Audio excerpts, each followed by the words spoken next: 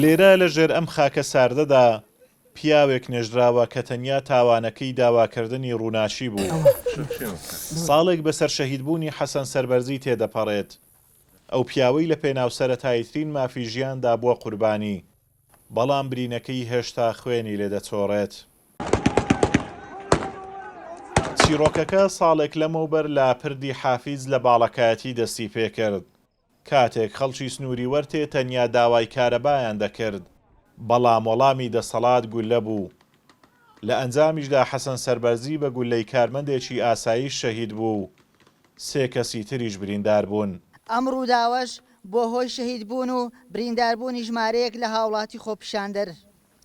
ڤیدیۆ و وێنەی باوەڕپێکراو لەبەردەستن کە لە کاتی ڕووداوەکە تۆمارکراون ئەو ڕاستیە دەردەخەن کە کارمەندێکی ئاسایشی سۆران بە ناوی سین عین دوور لە هەموو بەها مرۆڤایەتیەکان ڕۆڵەکەمان حەسەن سەربەرزی شەهید دەکات و ژمارەیەک لە خۆپیشاندەرانیش بریندار دەکات.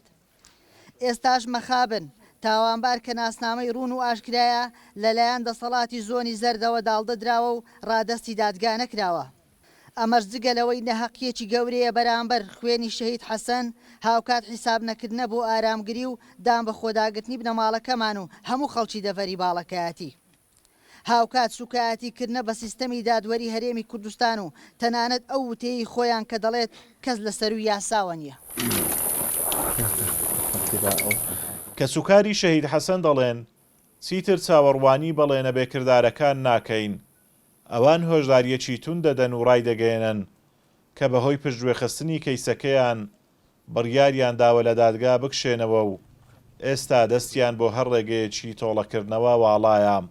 لە کۆتاییدا دووپاتی دەکەینەوە کە ئێمە وەکو بنەماڵەی شەهید حەسەن و بەراوێژ لەگەڵ ئەنجومەنی باڵای باڵەکایەتی هیچ متمانەیەکمان بە حکومت نەماوە و چاوەڕوانی بڕیار و هەنگاوەکانی حکومت ناکەین بۆ یەکلایکردنەوەی ئەو کەیسە بۆ ئەوەی لە دادگا بکوژ بە سزای خۆی بگەێنرێت.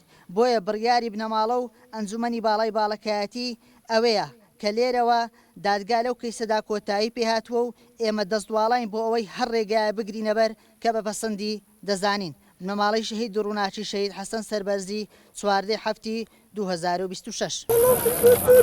تراژیدیایەکە و زوڵمی دەسەڵات لێرەدا ناوەستێت. حەسەن سەربەرزی کە پێشتر پۆلیسی فریاکەوتن بوو، دوای شەهیدبوونی موچەکەشی لەلایەن حکوومەتەوە بڕدراوە. ئێستا 5 منداڵ و 2 هاوسەری بەبێ هیچ سەرچاوەیەکی بژێوی لە ژیانێکی سەختدان. وەکوەزان لە دوای 1 ساڵ شەهیدبوونی شەهید حەسەنی برام تا ئێستانەکە شەهیدانەکەی بۆ نەکراوە. لە هەمان ڕۆژیشدا کە شەهید بووە معاشەکەشی ڕاگیراوە، یعنی لە چاردەی ئەوتی 2025 تا ئەمڕۆ کاتێک داینە معاشەکەی ڕاگیراوە شەهیدانەشیان بۆ نەکردووە. خاوەن دوو سەرخێزانە و 5 منداڵیشی هەیە.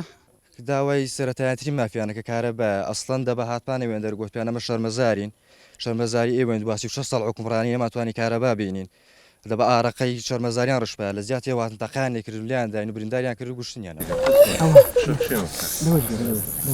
کەیسی شەهید حەسەن نمونە و تاقیکردنەوەیەکی دیکەیە بۆ دادگاکان و سەروەری یاسا. بەڵام ئەم کەیسە و دەیان کەیسی دیکەی پشتگوێخراوی شەهیدکردنی ڕۆژنامەنووس و چالاکان و خۆپیشاندەران بەڵگەی ڕوونی سەروەرنەبوونی یاسا و پێشێلکردنی مافەکانی مرۆڤن لەم هەرێمەدا.